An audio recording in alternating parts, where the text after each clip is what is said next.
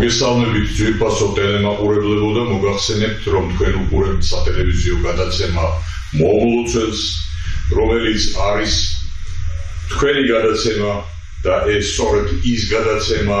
რომელიც თქვენი სურვილით, თქვენი მიზანსწრაფით, თქვენი სულიერი განვითარებისთვის არის შექმნილი, გააზრებული და დაგეგმილი და ჩვენ მსახური ვართ ყველაფერი ამისა, იმდენად რამდენადაც ეს გვეწიფება და მინდა გითხრათ, რომ მომლოცველი არის სწორედაც ის სულიერების სადარაჯოზე მდგომი სატელევიზიო ეთერი, რომელიც შეგვახსენებს მარადისობას, იმ მარადისობას, რომელი მარადისობის შვილი თითოეული ჩვენთაგანი ვართ, როგორც შვილნი უფლისა ჩვენისანი და აი ეს შვილობა უფლის მიმართ ეს დამოკიდებულება არა თავისთავად, არამედ ყოველდღიურ მთელი ცხოვრების რეჟიმში იზრდება, იწვრთნება, სრულყოფილებას აღწევს და აი ამ სრულყოფილების გზაზე რა უნდა დაგვეხმაროს და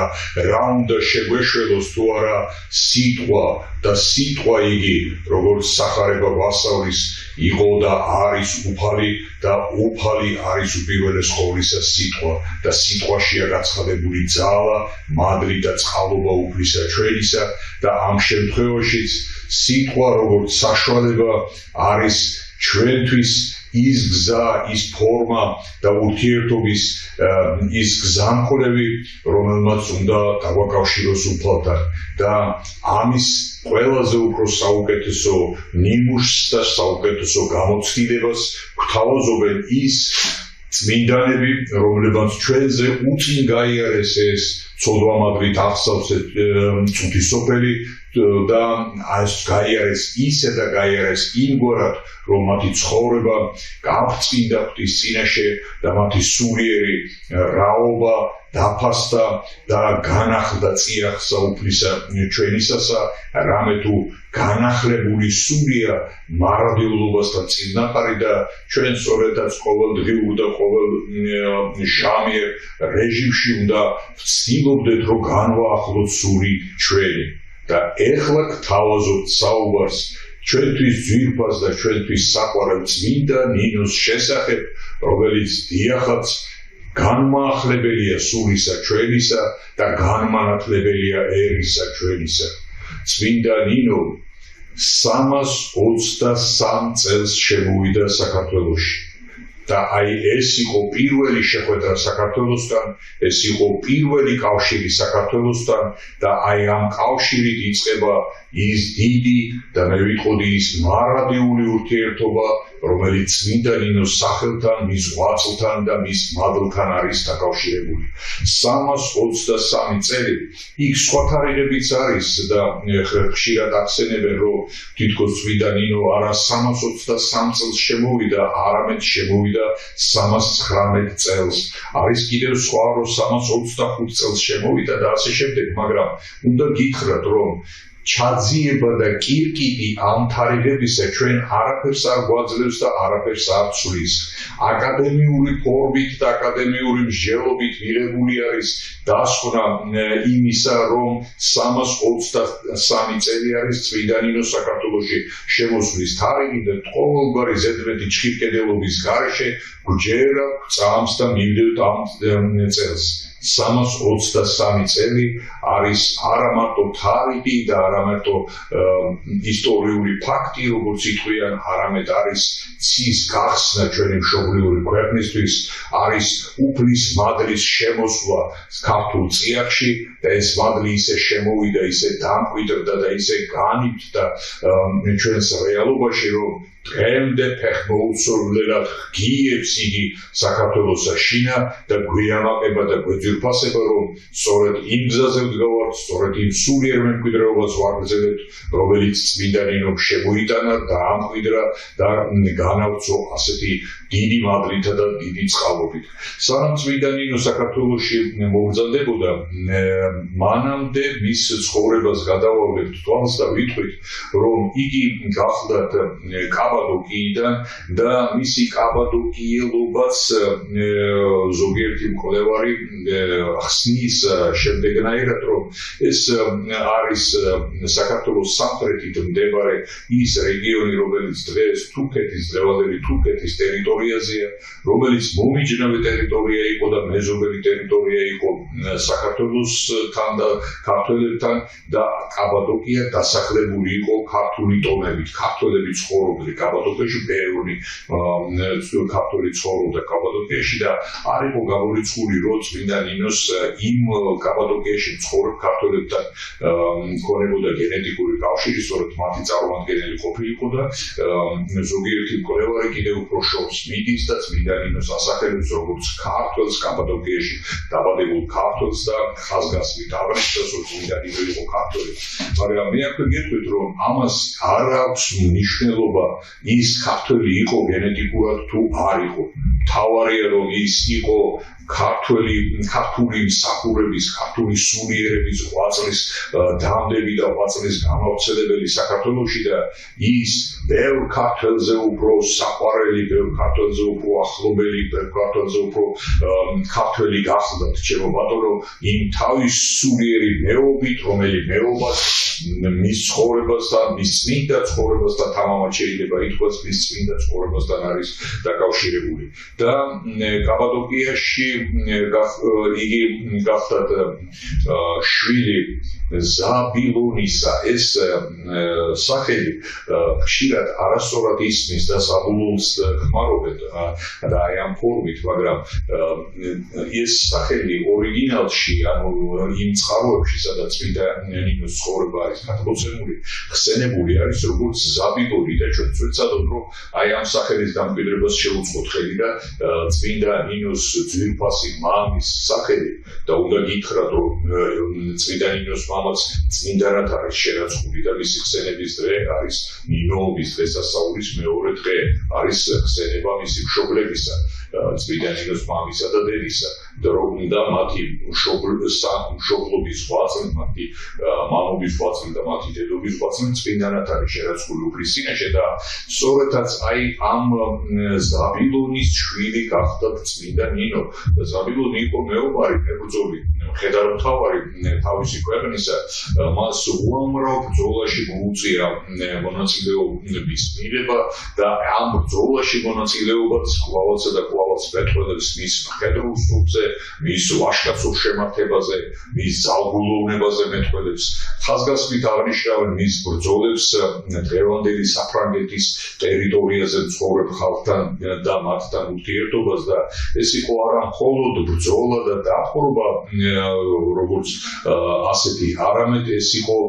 ერთგვარი წესრიგის დამყარება და სწორედაც იქ მითითებულია, რომ ზაბილონმა ძალიან ბევრი რამ გააკეთა იმ პერიოდისთვის საიმისოდ, რომ ქრისტეს სახელი ეცნობებინა იმ ხალხისთვის და გაეცნო მადლი და ის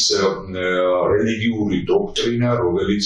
იმ დიდ რელიგიურ და შეიძლება ითქვას სულიერ სიყვარულთან არის დაკავშირებული, რომლის ზანყლების გახლდათ უფალი ჩვენი იესო ქრისტე და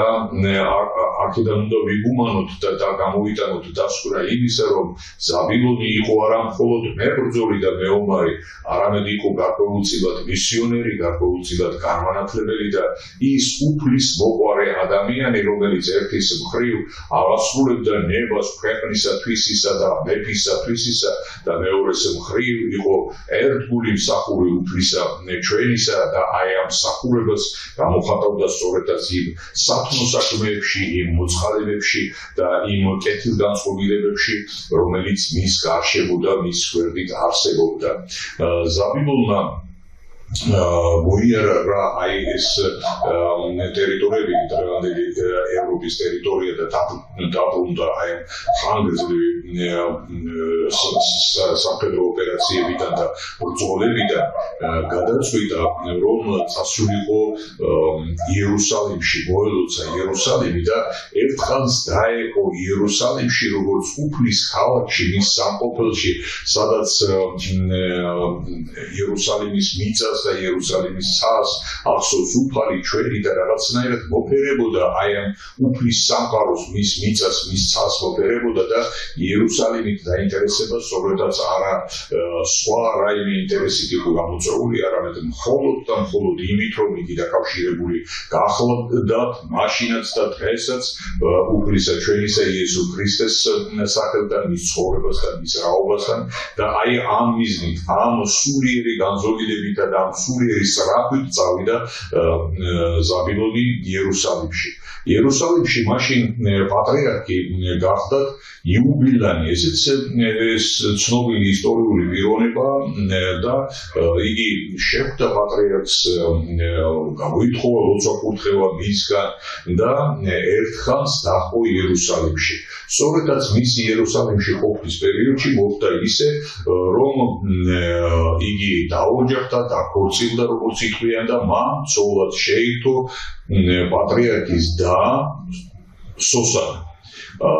მართლა უნდა გითხრათ, რომ თვითონ სახელი სოსანა ქართულ ლექსიკაში ქვია ყვავილს და მე ვიტყოდი ძალიან ლამაზ ყვავილს, სოსანი. ყვავილის სახელია და ძალიან ლამაზი ყვავილის სახელია და შეიძლება შემთხვევითი არ არის, რომ ეს ყვავილი ყვავილობს და ცოცხლდება და იფურჩნება სწორედ მაშინ, როცა დგება ჟამი წმინდა ნინოს საქართველოში შემოგბრძანებისა და ეს გახლავთ თარიღი 1 ივნისი, ანუ ნინოობის დღესასწაული, საყოველთაო დღესასწაული ჩვენთვის ძვირფასი წმინდანისა და ეს თარიღი ისტორიული კონტექსტით არის სწორედაც წმინდა ნინოს საქართველოში შემოგბრძანების თარიღი და აი ამ თარიღთან დაკავშირებით ყვავის ეს ყვავილი და ამ ყვავილს ქვია წმინდა ნინოს დედის სახელი, სოსანას სახელი და აი სოსანის ყვავილობა, მისი გაფურჩლილობა და მისი ლურჯიერი, ესეთი ლაჟვარდოვანი სოსანს გადაეფინება ხოლმე მთელი სამხრეთის ველებს, განსაკუთრებით ჯავახეთის ველებს, რომელიც არის პირველ მიმღები წმინდა ნინოს საქართველოში შემოსვლისა და ეს ის კუთხე და ის რეგიონია ჩვენი სამშობლო ქვეყნისა, რომელიც პირველი შეხვდა წმინდა ნინოს, ან წმინდა ნინოს შემოვიდა აქ და მადლი უფლისა ჩვენისა ამცნო სწორედ ჯავახეთს უპირველეს ყოვლისა და წმინდა უშუალოდ წმინდა ნინოს დაბადებამდე სანამ მივვალ, აღესრულა რა ეს ჯვრისწერა და დაუცა პატრიარქმა იერუსალიმის პატრიარქმა დაითვის სოსანა და აი ეს წარმოჩენილი მხედართმთავარი და უფლის მოყვარე კაცი ზაბილონი, ესენი დაბრუნდნენ ზაბილონის მშობლიურ კაპადოკიაში და ცხოვრება დაიწყეს იქ. და შეეძინათ მათ ნინო, რომელსაც ქალიშვილი, რომელსაც ნინო დაარქვეს და ეს სწორედ ის წმინდა ნინოა, რომელსაც მერე სასვევს და რომელსაც ადიდებს და რომლის ხსოვნასაც ეთერება დღევანდელი საქართველო, რამე თუ მის სახელთან დაკავშირებულია დიდი ღვაწლი და ამ ღვაწლის შესახებ ჩვენ გვექნება საუბარი და აუცილებლად ვისაუბრებთ, მაგრამ გარდა საუბრისა უნდა ითქვას ის, რომ ყველაფერი რაც ხდება უფლის განგებით ხდება. უფლის ხელია გარეული ამ ყველაფერში და მადლი უფლისა ჩვენისა არტოვებს იმ ადამიანებს, რომლებიც სასუევენ უფალზე, რომელიც უფლისმიერი თვალით ცდილობენ შეხედონ ამ ცოდვა მადლით დამძიმებულ ქვეყანას და მათ შორის ისეთი კეთილმორწმუნე ოჯახი, როგორიც ზაბილონისა და სოსანას ოჯახი იყო, სწორედაც ასეთები გახდნენ ისინი და წმინდა ნინოს მოვლინება და მათი მისი დაბადება სწორედაც უფლის დაშვება იყო, უფლის მადლი იყო და ეს რომ უფლის მადლით მოხდა, ამაზე მეტყველებს მთელი ის გზა, რომელიც გზაც დაკავშირებულია მის ოჯახთან, მის მშობლებთან და უშუალოდ მასთან, წმინდა ნინოსთან, რომელიც ესეთი სათნოა წინაშე უფლისა ჩვენისა. წმინდა ნინო 12 წლისა როდესაც გახდა, ოჯახმა გადაწყვიტა კაპადოკია დაეტოვებინა და საცხოვრებლად გადასულიყვნენ იერუსალიმში. აკიდეს მათ კაპადოკიაში არსებული მათი ქონება, სახლი, მიწები და ასე შემდეგ და ასე შემდეგ. და გადავიდნენ იერუსალიმში. იერუსალიმში გადასვლის შემდეგ განვითარდა მდგომარეობა შემდეგნაირად, რომ გარკვეული პერიოდის შემდეგ საბილონმა თავი დაანება საერო ცხოვრებას, როგორც იტყვიან, განიხილვა საერო ცხოვრებისგან, მოიხსნა პასუხისმგებლობა მხედარ მთავრობისა და მან გამოითხოვა კურთხევა იერუსალიმის პატრიარქისგან და ჩვენ უკვე ვახსენეთ ის, რომ ეს პატრიარქი მისი ცოლის ძმა გახდა ნათესაური კავშირის თურქულის მხოლოდ და ამასთან ერთად ის წინამძღვარი, სულიერი წინამძღვარი გახდა აი ამ ცნობილი მხედარ მთავრისა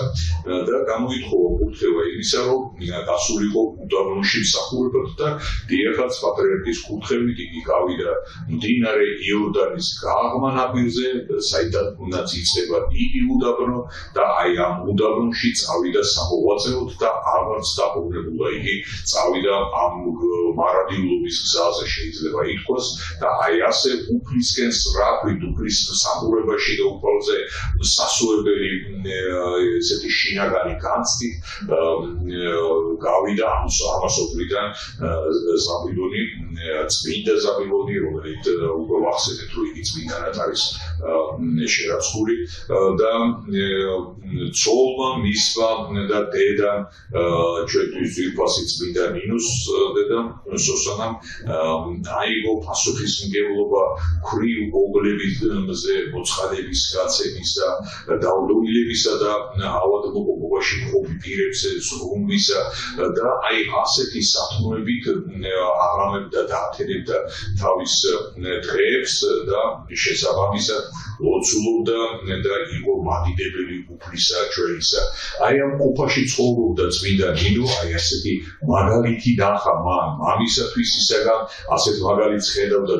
დედისათვის ისაგან და გასაკვირი არ არის, რომ წმინდა ნინო სწორედაც ისეთი ჩამოყალიბდა, როგორც ჩამოყალიბდა და ამ ჩამოყალიბებაში რა თქმა უნდა ყველაზე უფრო ნათელი მაგალითი მისთვის იყო მამა და დედა, რომელთა შესახებაც აი ასე შეიძლება ითქვას ორიოდე სიტყვით. უნდა გითხრათ, რომ აი ამ წმინდა მშობლების სახელობის ტაძარი არის კახეთში, კერძოდ ბოდბეში, სადაც წმინდა ნინოს საფლავია, ბოდბის დედათა მონასტერის ქვევით და ხევში არის წმინდა ნინოს წყარო. ეს წყარო უძველესი წყაროა, უდიდგანვე ცნობილი წყაროა, ეს წყარო ჯერ კიდევ მაშინ მაქვს ნანაკი, როდესაც ბუჩქებში გამოდიოდა თავანქარა წყარო და რომელსაც წმინდა ნინოს სახელი ერქვა. ზოგი იმასაც აღნიშნავს, რომ ეს წყარო თავიდანვე წმინდა ნინოს ლოცვით იქნა გამოვლენილი და გამოხეთქა მიწამ და გამოვიდეტანა ეს წმინდა წყარო და აი ეს აღესრულა წმინდა ნინოს ლოცვით. არსებობს მეორე გადმოცემა, რომ წმინდა ნინოს ხევში აი ამ წყაროსთან უყვარდა ჩასვლა და აი ამ წყაროსთან ლოცულობდა და ამ წყაროს ეს წყაროსთან ამოქონდა მას დოკით თავისი მასთან ერთად მსახური დედებისთვის და აი ეს დამოკიდებულება წყაროს მიმართ წმინდა ნინოს დამოკიდებულება იმ თავითვე იყო ცნობილი და უნდა ითქვას, რომ ეს დამოკიდებულება მთელი ისტორიის მანძილზე ასე განვითარდა და ასე გაგრძელდა და დღემდე ამ წყაროს ეწოდება წმინდა ნინოს წყარო. დღეს ამ წყაროზე უკვე აშენდა ტაძარი, აშენდა განბარვის სპეციალური განბარვის აუზი, თუ შეიძლება ასე ითქვას, წმინდა აუზი, სადაც ხდება განბარვა წმინდა ნინოს წყაროს წყალში და მე ვიტყოდი ეს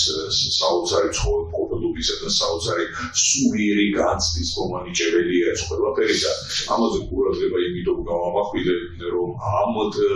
ტაძარს სწორედაც წმინდა ნინოს მშობლების სახელი ქვია. პატარა ტაძარია, მცირე ტაძარია, მაგრამ მადლი წმინდა ზაბილონისა და მადლი წმინდა სოსანასი და მათი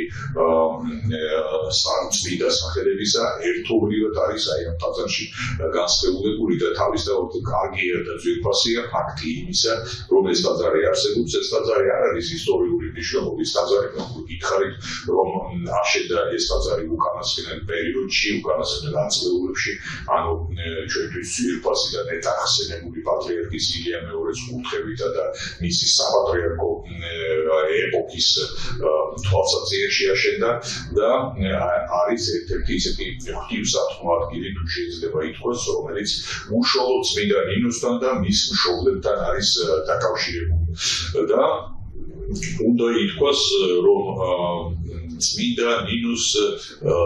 იერუსალიმში ცხოვრების პერიოდი დიდხანს არ გაგრძელებულა და როგორც მეისტორიე გვაცნობს და მისი ცხოვრება არის ერთგვარი წყაროა და ამოსავალი იმ წოდნისა და იმ გადმოცემისა, რომელიც წმინდა ნინოს სახელთან არის დაკავშირებული და აქ მითითებული არის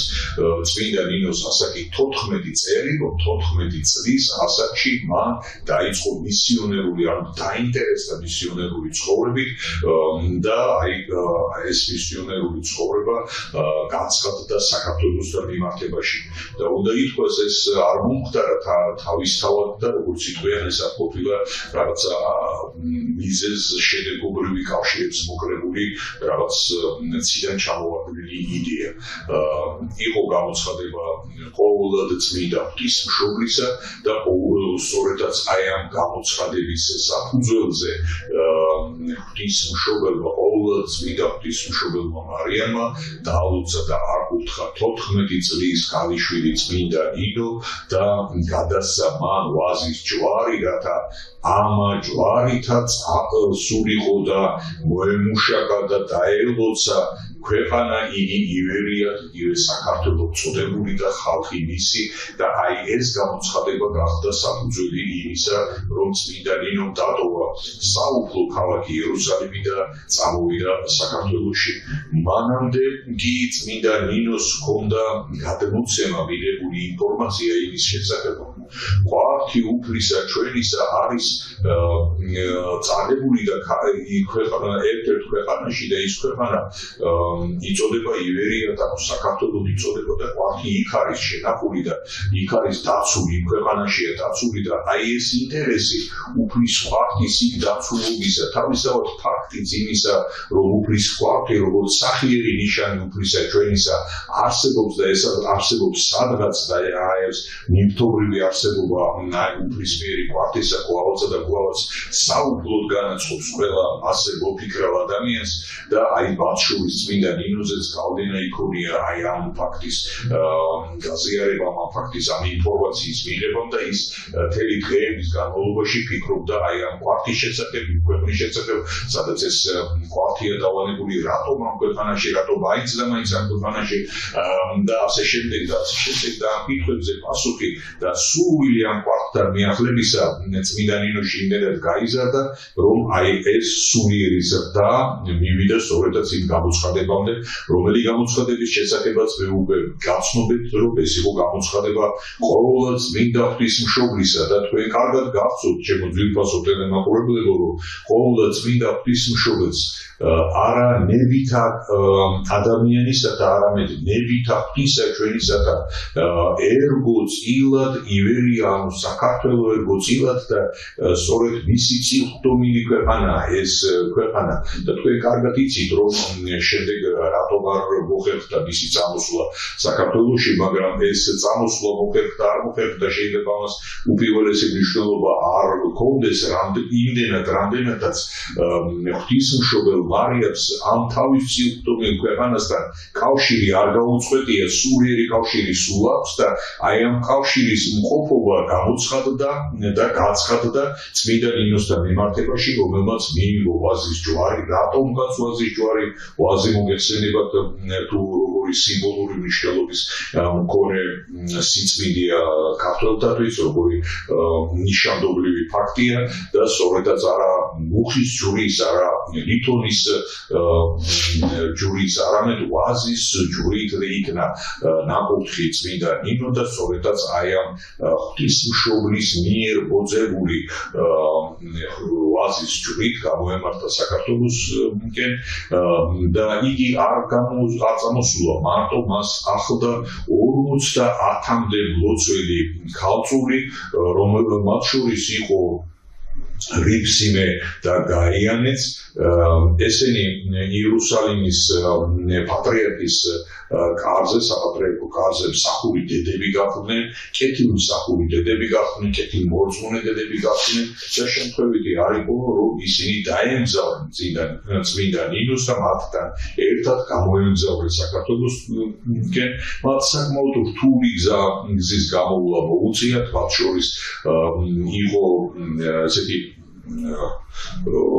თავდასხმაც და ძალადობას და იქ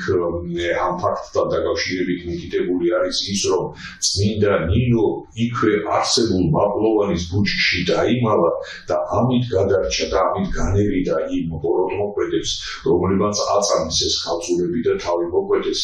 ლაპარაკია რიფსიმესა და გაიანეზე. ესენი ისტორიული პიროვნებები არიან, მათ შორის მათ შესახებ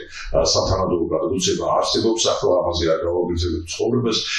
გავაგრძელებთ საუბარს და უშუალოდ ვიტყვით, რომ აი ამ რთული განსაცდელებით აღსავსე გზის შემდეგ წმინდა ნინო მოდის საქართველოში, მაგრამ რა თქმა უნდა არ იცის, რომ ეს უკვე საქართველო ხდება მწყემსებს, რომელსაც ეკითხება თუ სად არის საქართველო და მცხეთა ქალაქი,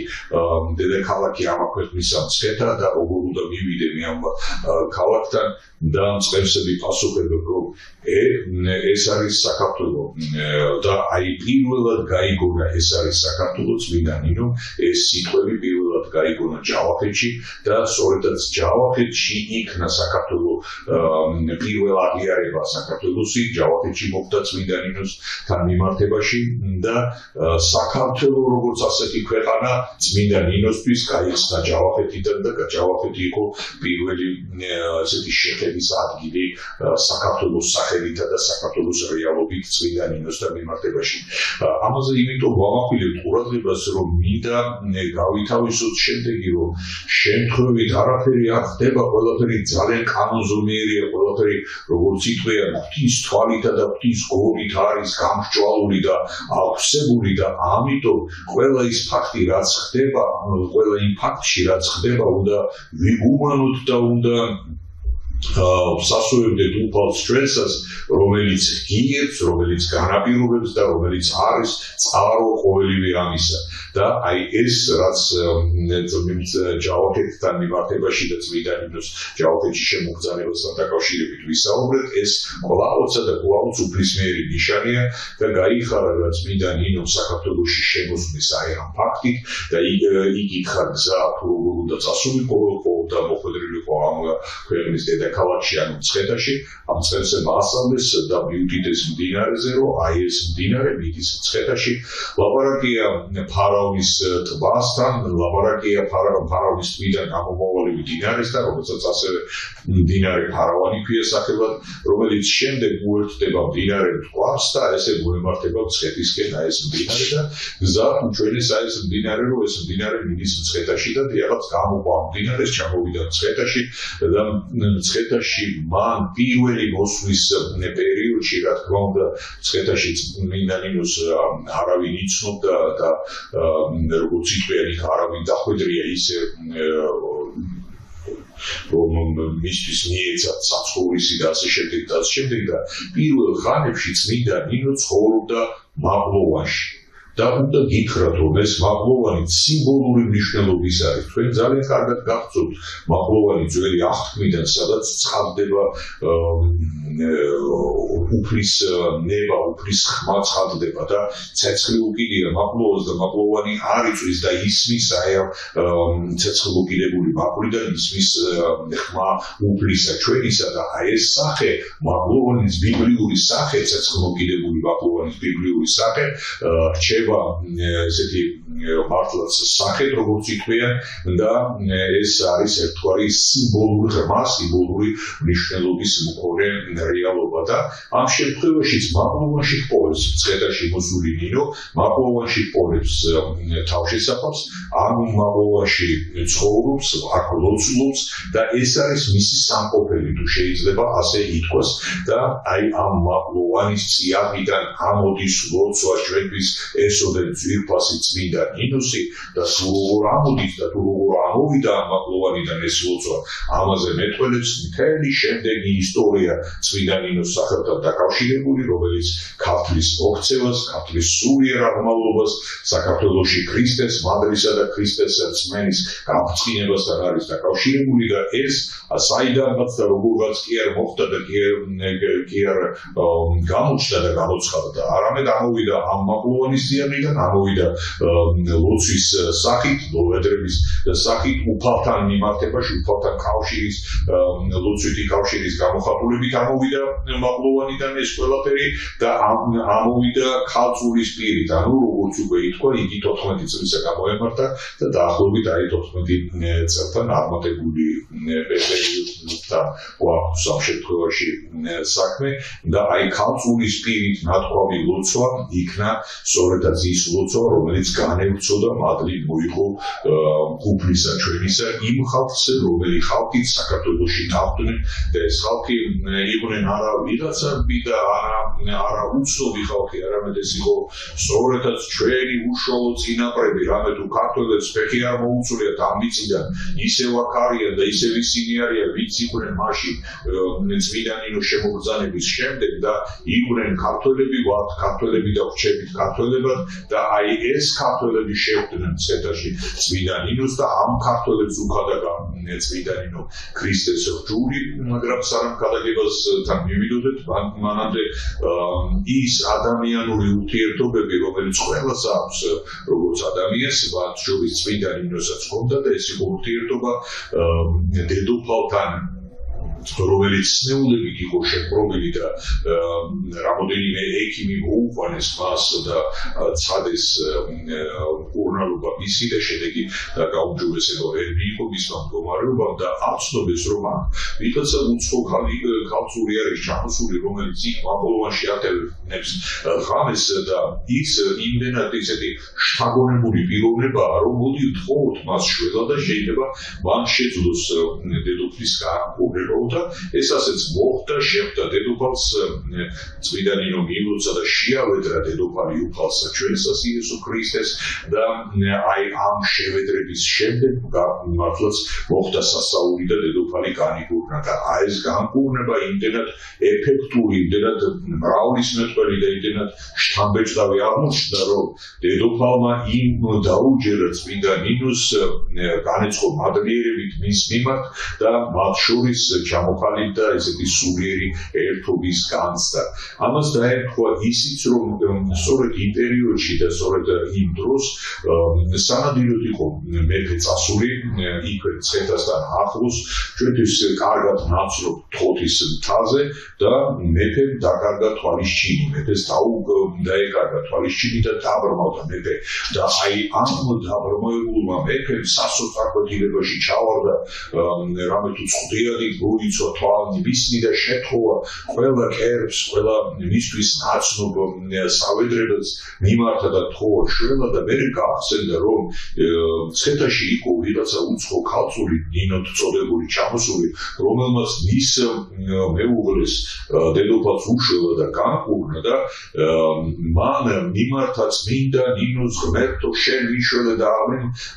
აღმიხილე თვალნი ჩემო და მოხდა საოცრება და სასაული მართლაც სასაული, რამე თუ მეფეს აეხილა თვალი, მეფემ დაინახა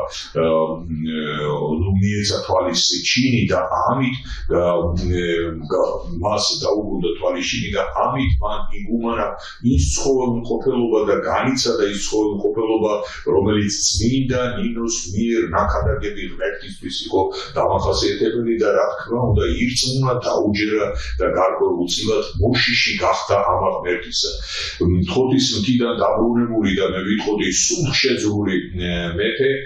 მცხეთაში ღებულობს გადაწყვეტილებას და წმინდა ნინოს რჯულს ღებულობს და ღებულობს არა მარტო თვითონ და არა მარტო ცოლი მისი, ანუ ოჯახი მთელი ოჯახი გებულობს აი საწუნებას და ამის შემდეგ ხდება მოინათლა რა სამეფო კარი და მე მიიღო რა ეს საწუნება წმინდა ნინოს მიერ რაკადაგების საწუნება უკვე დადგა საკითხი რომ მეფის მსგავსად და მეფის საბაძვით და მეფის ნიმუშისა და მიხედვით ყველა მოიდომა საწუნების მიღება და მოხდა საყოველთაო ნათლობა მცხეთაში და ეს საყოველთაო ნათლობა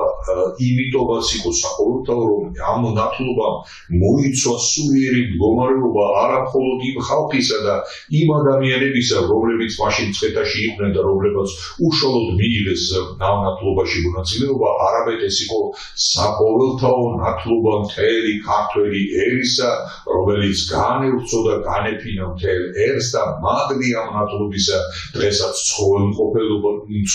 ცხოვრობელია ქართველებში და დღესაც მოგდევს ამ საწმუნების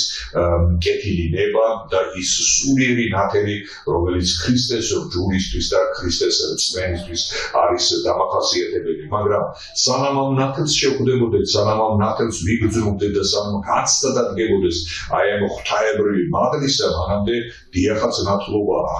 როგორც აღიარება როგორც რწმენა რელიგიისა და აი ეს საყოველთაო ნათლობა დაედო საფუძვლად ქართველთა ესეთი სარწმუნოებრივ ნათლობას ქრისტიანებას და აი 323 წელი ვთქვით საქართველოში შემოგზავნების წლად და ეს საყოველთაო ნათლობის წლად ისტორიკოსები შეჯერდნენ და შეთანხმდნენ იმაზე რომ 326 წელს აღინიშნა არის ეს საყოველთაო ნათლობის ფაქტი და მაშინ მოინათლა ერი ჩვენი და ირწმუნა ესოდენ თქმილი ესოდენ საყვარელი და ესოდენ დიადი რელიგიური კულტურა ქრისტესი და ეზიარა აი ამ კულტურას 326 წელი ეს არის მეოთხე საუკუნე ჩვენგან ძალიან შორს შეიძლება ითქვას საუკუნებით მთელი 17 საუკუნით დაშორებული რეალობა მაგრამ ეს ყოველივე ჩვენთვის ისეთი ახლობელია ისეთი ძვირფასია და ისეთი ზიაწეული განცდის მქონეა რომ სულისკვეთება იმ საყოველთაო ნათლობისა იმ ქადაგებებისა და წმინდა ნინოსეული იმ ღვაწლისა ეს სულისკვეთება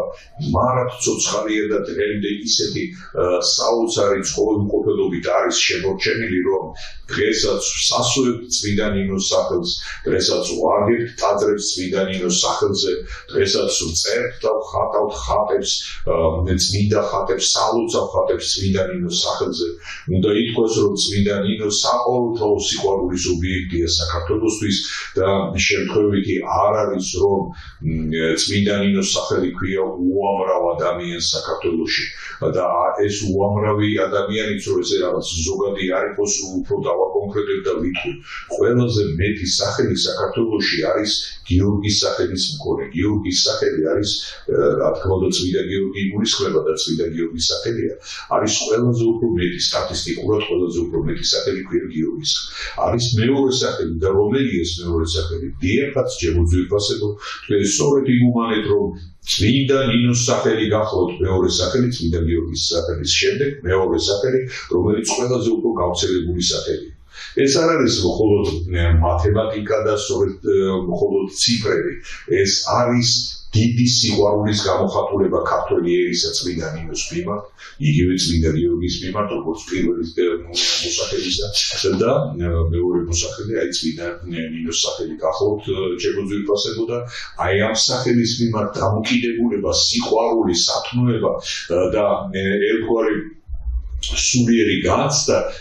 უბიძგებს და აძლევს გენს იმისა რომ წმინდა ნინოს სახელი ერქვას ერთს მეორეს მიათასეს და აი ასეთი სახელის სიდიადე ყოველსა და ყოველს მეტყველებს წმინდა ნინოსეული ღმერთის და მისი მიერ ნაკადების საწმუნოების სიდიადეს და აი ამ სიდიადესთან მიახლების სურვილს და აი ამ სიდიადის მიმართ გამოხატულ დამოკიდებულებას ჩვენი ხალხისა და და ჩვენი ქვეყნისა. წმინდა ნინო ის წმინდანია, რომლის შესახებაც საუბარი ვერც ერთ სატელევიზიო გადაცემაში ჩაეტევა და ვერც ორ სატელევიზიო გადაცემაში ჩაეტევა. ჩვენი გადაცემა, როგორც იტყვია, დასასრულს გადაცემის დრო დასასრულს უახლოვდება და მინდა ვთქვათ და გამოვაცხადოთ ის, რომ ჩვენ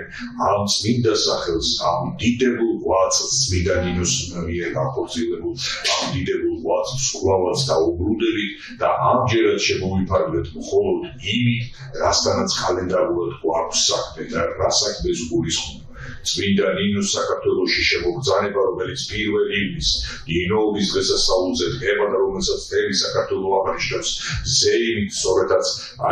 დაუკავშირეთ ის პირველი შემოსვლა წმინდა ნინოს დაბადება, მისი ცხოვრება და მისი საქართველოში შემოსვლის მხოლოდ ამ მონაკვეთს შევეხეთ ჩვენ ეხლა წმინდა ნინოს ცხოვრებიდან და შემდეგი მონაკვეთი და შემდეგი ისტორიები წმინდა ნინოსთან დაკავშირებით და მის ღვაწლთან დაკავშირებით გადავდოთ და გადავინახოთ შემდეგი სატელევიზიო გადაცემებისთვის და უნდა გითხრათ, რომ 1 ივნისი შემოვიდა რა საქართველოში წმინდა ნინო ეს მხოლოდ კალენდარულ მომენტად და კალენდარულ ნიშნულად კი არ დარჩა, არამედ დარჩა იმ დიდ სულიერ ზეობად ქართულ ერში, რომელსაც ყოველწლიურად საზეიმოდ ხდება ჩვენი ქვეყანა და რაში გამოიხატება ეს ზეიმი. ყოველ 1 ივნისს წმინდა ნინოს სახელზე წრიალებს ყველა საეკლესიო ზარი და გვამცნობს დღესასწაულის, ნინოობის დღესასწაულის, წმინდა ნინოს საქართველოში შემოგზავნების ამ უმნიშვნელოვანეს პროცესს გვახსენებს და დგება ეს დღესასწაული. ყველა მოქმედ ეკლესიაში აღესრულება წმინდა ლიტურგია წმინდა ნინოს სახელზე.